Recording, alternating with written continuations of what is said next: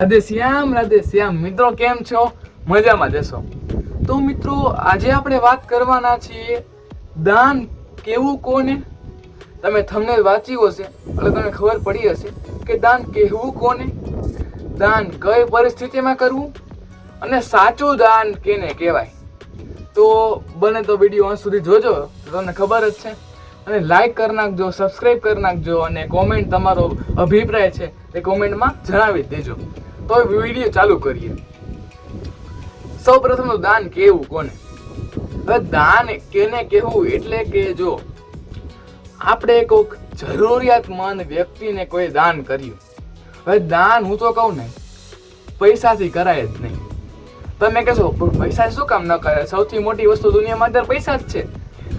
શું કામ ન કરાય? અત્યારે તમે જોવો ને, એક લોકોએ દાન કર્યું 500 રૂપિયાનું, કોક ભિખારી કે તમે જે કંઈ કહેતા હોય તે જરૂરિયાતમંદ વ્યક્તિ તો નહોતો, તેને 500 રૂપિયાનું દાન કર્યું.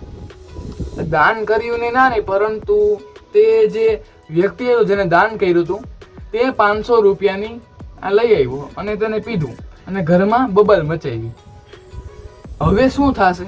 તમે કહેશો ભાઈ આપણે તો આપણે નિસ્વાર્થ ભાવે પૈસા આપી દીધા, તે જે કંઈ કરે તે આપને શું પાપ થાય?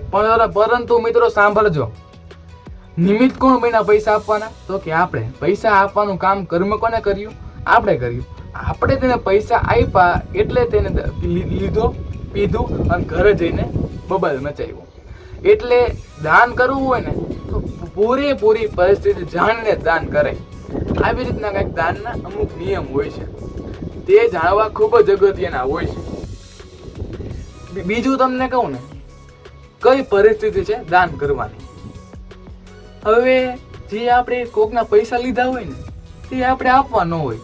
ચોખ્ખી સાદી ભાષામાં પૈસા માગવા વાળાનો કેટલાયનો ફોન આવે, ઉપાડે નહીં, કાપી નાખે. અને ધર્મશાળા વાળા હોય ને વૃદ્ધાશ્રમ વાળાને સામેથી ફોન કરે, હલો કઈ જરૂરિયાત છે મારી, કઈ દાન કરવાની જરૂર છે? ભાઈ જેને પૈસા લીધા એને પૂરા કરીને તોય ઘણું છે, પછી જ્યાં દાન કરવા જાય ને ફોન કરજે. હવે બીજું ઉદાહરણ આપું તમને.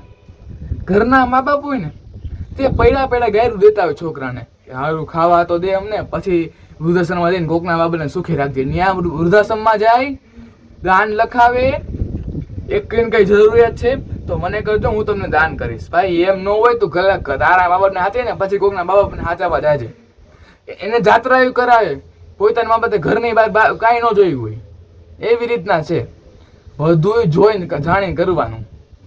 પેલા તો સાચી સેવા મા બાપની કરો ને તે જ છે, પછી આપણે વૃદ્ધાશ્રમમાં જવાય. મા